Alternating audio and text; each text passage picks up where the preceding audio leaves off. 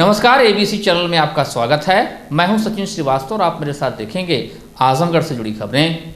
आइए नजर डाल लेते हैं आज की खास खबरों पर। खबर के प्रायोजक हैं Niswa girls inter college, Paharpur, Azamgarh. Admission open classes nursery to 11। IIT और नीट की तैयारी। Akash auto agency, Mahindra last mile mobility के अधिकृत dealer, Kartalpur bypass road, Azamgarh. Paradise international school, Hira Patti, Azamgarh. Admission open. Play group 2 class 9 और लाइफस्टाइल फर्नीचर बेलानाडी, आजमगढ़। भीषण उमस भरी गर्मी में जिले में बिजली की डिमांड बढ़ी है, करीब 40% बढ़ गई है। अभी तक मानसून की बारिश न होने से लोगों को जहां भीषण गर्मी का सामना करना पड़ रहा है, वहीं विद्युत विभाग भी लगातार बढ़ रही बिजली की डिमांड से हलकान है। अधिशासी अभियंता विद्युत वितरण खंड प्रथम रवि अग्रवाल ने बताया कि पिछले वर्ष मई में 31 मिलियन यूनिट बिजली की आपूर्ति की गई थी, जबकि इस वर्ष 39.41 मिलियन यूनिट बिजली की आपूर्ति की गई। उन्होंने कहा कि शासन से शहर, ग्रामीण क्षेत्र और तहसील में 24 घंटे विद्युत आपूर्ति का आदेश है। लोकल फॉल्ट की वजह से विद्युत आपूर्ति बाधित होती है, जिसे जल्द ही सही कर आपूर्ति चालू कर दी जाती है।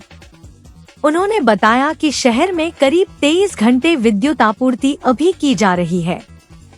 बताया कि विद्युत आपूर्ति के हिसाब से बकाया बिलों की वसूली नहीं हो पा रही है। विद्युत वितरण खंड प्रथम में ही करीब 326 करोड़ रुपए का बकाया है। बकाया बिलों की वसूली और विद्युत चोरी रोकने के लिए लगातार अभियान चलाया जा रहा है। विद्युत विभाग के कर्मचारियों के साथ ही विजिलेंस टीम भी लगातार विद्युत चोरी, कटिया, मीटर टेम्परिंग की चेकिंग कर रही है। बीते हफ्ते विद्युत चोरी के 26 FIR दर्ज कराए गए हैं। अधिशासी अभियंता ने बताया कि विद्युत चोरी रोकने और उपभोक्ताओं को उनकी जरूरत के हिसाब से विद्युत आपूर्ति के लिए स्मार्ट मीटर लगाए जाने की प्रक्रिया चल रही है। बताया कि अभी ट्रांसफार्मर में स्मार्ट मीटर लगाकर चेक किया जा रहे हैं। जुलाई माह से उपभोक्ताओं के यहां स्मार्ट मीटर लगाए जाएंगे और दिसंबर 2024 तक सभी उपभोक्ताओं के यहां स्मार्ट मीटर लगाए जाने का लक्ष्य रखा गया है।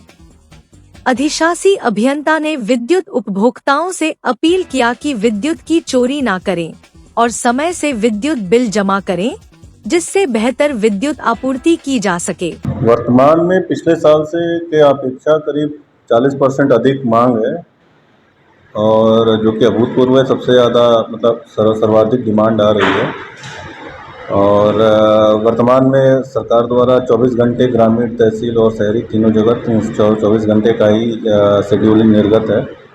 कहीं कहीं जगह, कुछ जगह लोकल फॉल्ट आ रहा है तो उसको तत्काल वहाँ पे कर्मचारियों द्वारा, अधिकारियों द्वारा, स्टाफ द्वारा तत्काल उसको रिजॉल्व कराया जा रहा है और बेहतर से गुणवत्तापूर्वक बिजली आपूर्ति कराई जा रही है।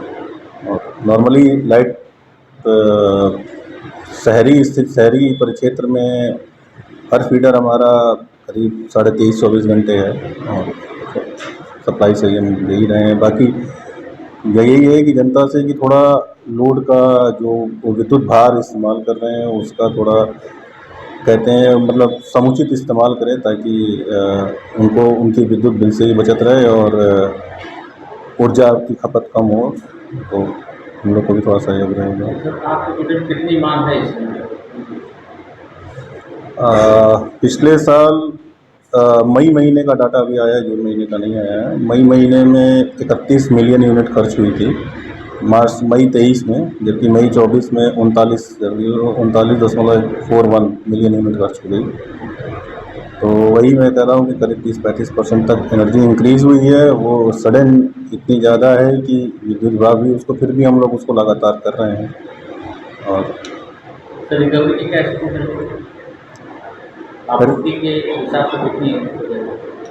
रिकवरी के लिए तमाम हमारे यहाँ से जो विद्युत चोरी की प्रकरण है या कहीं पे विद्युत कटिया है या मीटर टेम्परिंग की है, तो हमारे तमाम रेड की कार्रवाइयाँ चल रही हैं। सम्मानित उपभोक्ताओं से अनुरोध भी किया जा रहा है कि वो विद्युत की चोरी इत्यादि प्रकरण में संलिप्त न हो, और अगर ऐसा पाया जा रहा है तो उन पर नियमानुसार जो कार्यवाही हैं वो भी की जा रही हैं। और बाकी विद्युत के राजस्व वसूली के लिए भी अब सख्त कदम उठाए जाने के लिए यह है कि उपभोक्ताओं अनुरोध किया जा रहा है कि भाई अपने जो भी विद्युत बकाया देय है उसको जमा करें।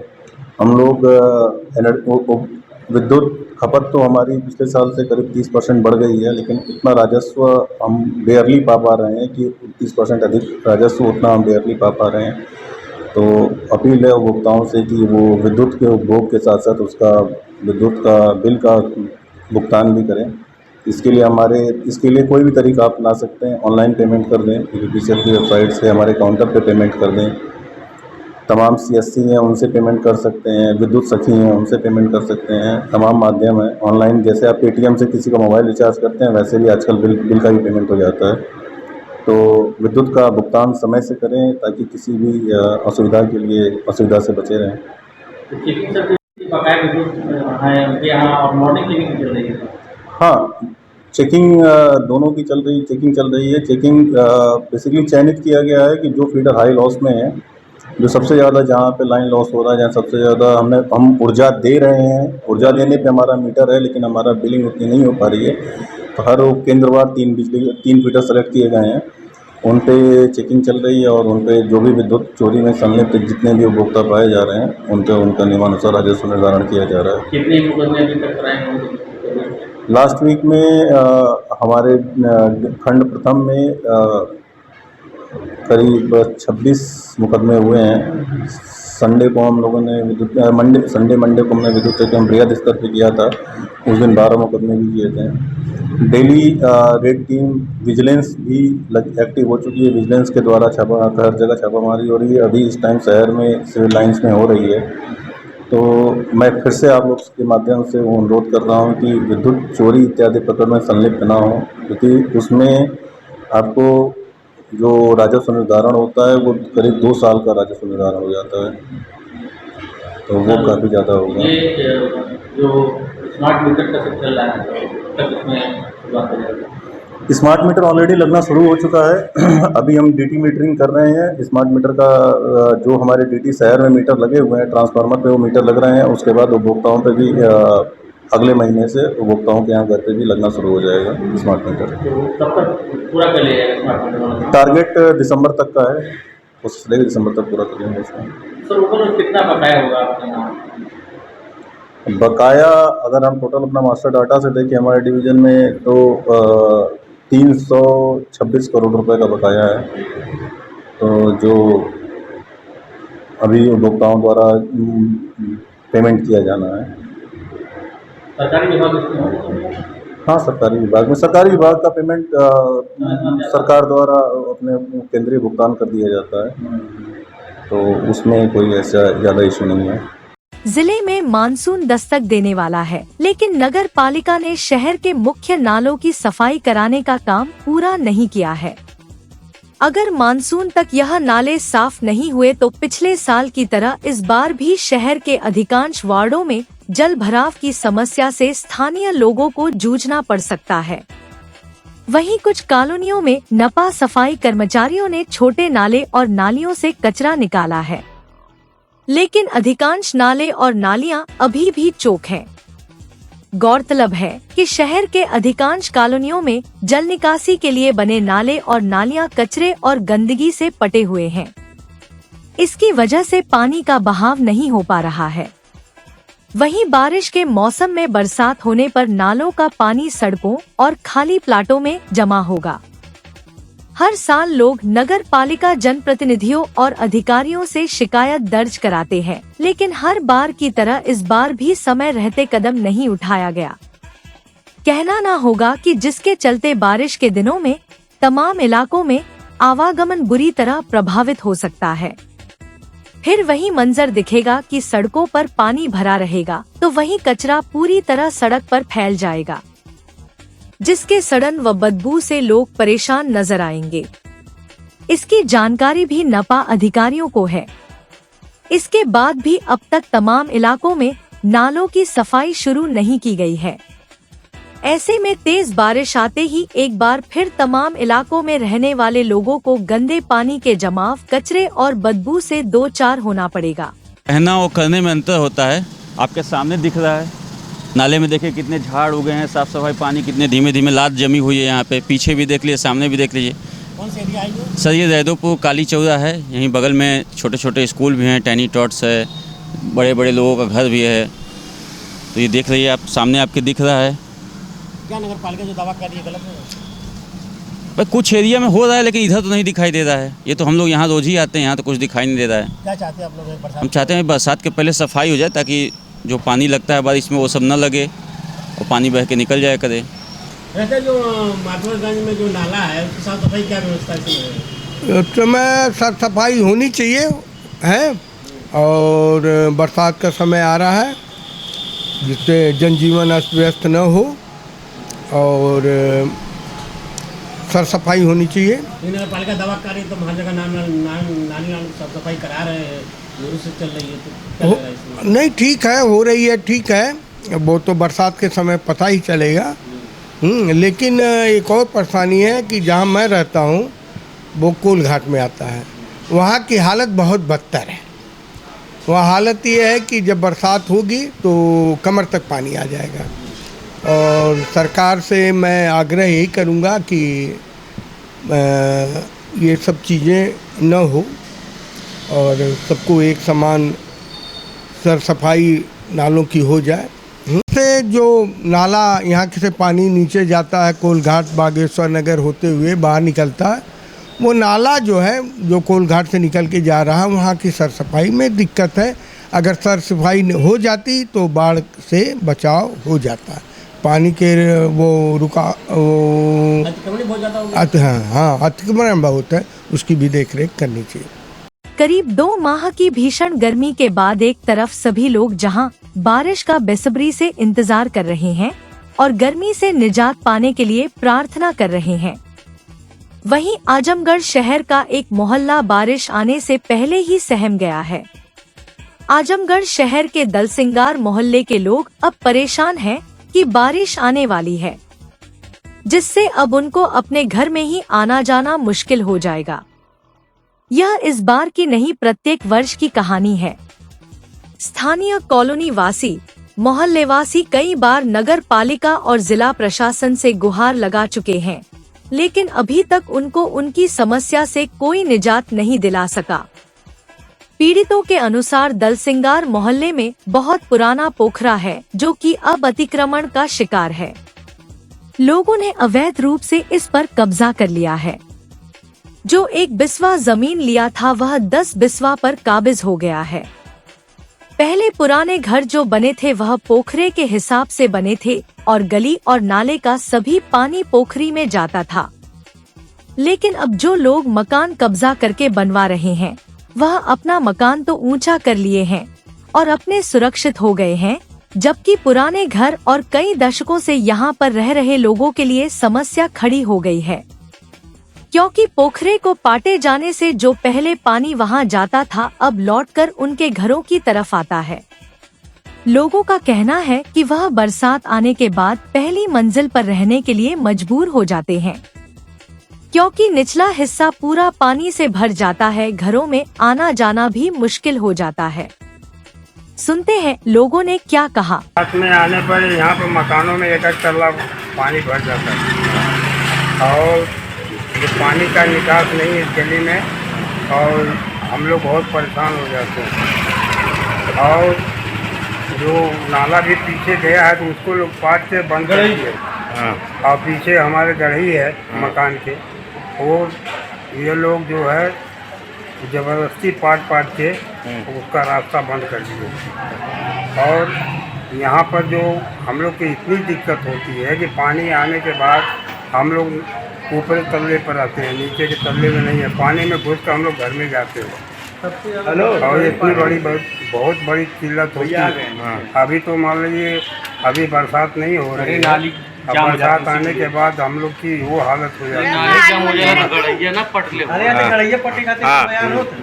जो गढ़ई पड़ रहा है उसके लिए क्या आपने? जो पीछे हम लोग के मकान के और आगे अब घर के जितना आधा हिस्सा का मकान है 10-20 लोग गढ़े पाट के मकान बनवा रहे हैं और उसका कोई सुनवाई नहीं हो रही है।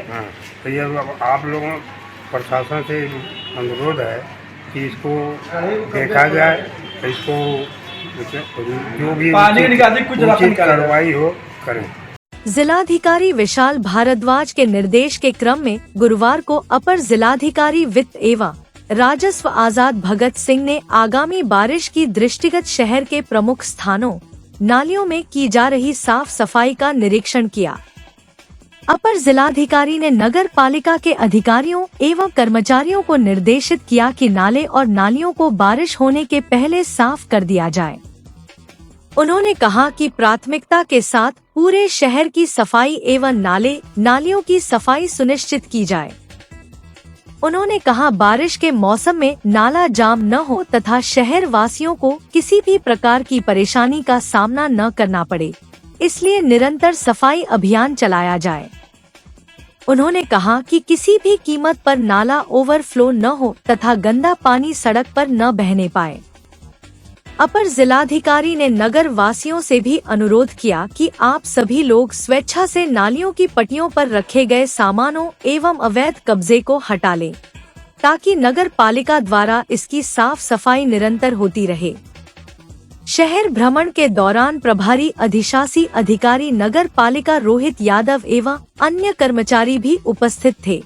गुरुवार को पुलिस लाइन स्थित सभागार में अपर पुलिस अधीक्षक यातायात व नोडल अधिकारी के पर्यवेक्षण में सहायक पुलिस अधीक्षक की अध्यक्षता में एसजेपीयू व थाना एएचटी की मासिक समीक्षा एवं समन्वय बैठक संपन्न हुई, जिसमें महिला एवं बाल सुरक्षा संगठन उत्तर प्रदेश लखनऊ द्वारा जारी सौंप अनुसंधान एवं थानों पर नियुक्त बाल कल्याण पुलिस अधिकारी विवेचक के समक्ष आ रही समस्या, पीड़िता के आवासन, बाल गुमशुदा, बाल श्रम, नशामुक्त अभियान, बाल विवाह, बाल भिक्षावृत्ति की रोकथाम, लैंगिक समानता, नारी शक्ति, किशोर न्याय अधिनियम 2015 में हुए नवीनतम संशोधन, पोक्सो एक्ट के अभियोग पंजीकृत करने के 24 घंटे के अंदर सीडब्ल्यूसी को सूचित करना, पोक्सो के मामले में फॉर्म ए व बी पुलिस द्वारा भरा जाना, बाल कल्याण अधिकारी के कर्तव्य और दिशा निर्देश का पालन, जेजे एक्ट के अनुपालन, पोक्सो तथा जुवेनाइल से संबंधित अभियोगों में प्रेस विज्ञप्ति देते समय पीड़िता, बाल अपचारी की फोटो व व्यक्तिगत जानकारी को गोपनीय रखा जाए आदि के संबंध में विस्तृत रूप से चर्चा की गई। बैठक में संबंधित विभागों के अधिकारियों के साथ विभिन्न संस्थाओं के पदाधिकारी मौजूद रहे। निस्वा गर्ल्स कॉलेज पहाड़पुर आजमगढ़ के सबसे पुराने कॉलेजेस में से एक है, जो 1938 से विज्ञान, वाणिज्य, कला के क्षेत्र में उत्कृष्ट शिक्षा प्रदान कर रहा है। इसने कक्षा 9वीं से 12वीं तक IIT और नीट की तैयारी के लिए ग्रेविटी इंस्टीट्यूट लखनऊ के साथ इंटीग्रेटेड कक्षाएं भी शुरू की हैं। कक्षा नर्सरी से 11वीं तक प्रवेश खुला है।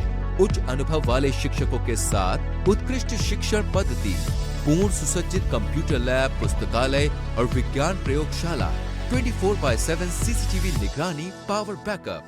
न्यू एडमिशंस के लिए फॉर्म और प्रोस्पेक्टस अवेलेबल है, तो जल्दी करें। Akash auto agency, Mahindra last mile mobility के अधिकृत dealer, Kartalpur bypass road, Azamgarh. Mahindra 3 wheeler electric passenger वाहन ट्रियो यारी, ट्रियो ऑटो और ट्रियो प्लस। एक बार चार्ज कीजिए और करिए 150 किलोमीटर तक का लंबा सफर। बैटरी पर 5 साल की वारंटी। इलेक्ट्रिक माल वाहक जोर grand PU half. Acid battery में अल्फा सुपर और अल्फा कार्गो वाहन। डीजल माल वाहन महिंद्रा जीतो, डीजल 3 व्हीलर माल वाहन alpha plus loader. Lifestyle furniture, Belnadi, Azamgarh. सभी प्रकार के फर्नीचर एवं इलेक्ट्रॉनिक सामानों की भरपूर रेंज उपलब्ध। हमारे यहाँ EMI की सुविधा 0% ब्याज पर उपलब्ध। इलेक्ट्रॉनिक सामानों में LED TV, refrigerator, washing machine, air conditioner, air cooler, deep freezer, water cooler, mixer juicer, iron, fan, induction, battery, inverter, electric geyser, gas geyser, आटा चक्की इत्यादि। फर्नीचर के सामानों में बेड, गद्दा, सिंगारदान, अलमीरा, sofa, table, chair, rack, stool, संदीली, सीढ़ी, डाइनिंग टेबल, झूला आदि। शादी विवाह की हो तैयारी या ऑफिस और घर के लिए सामानों की करनी हो खरीदारी, पहुंचिए lifestyle furniture, Belnadi, Azamgarh. Paradise International School, a CBSE board, co-ed English medium school, a place for your lovely kids in your nearby vicinity. Paradise International School focuses on the overall development of a child, academically, psychologically, as well as physically. It focuses on sports activity to bring best out of every child by training their minds and body for competitive environment. Admission open for playgroup to class 9th CBSE board.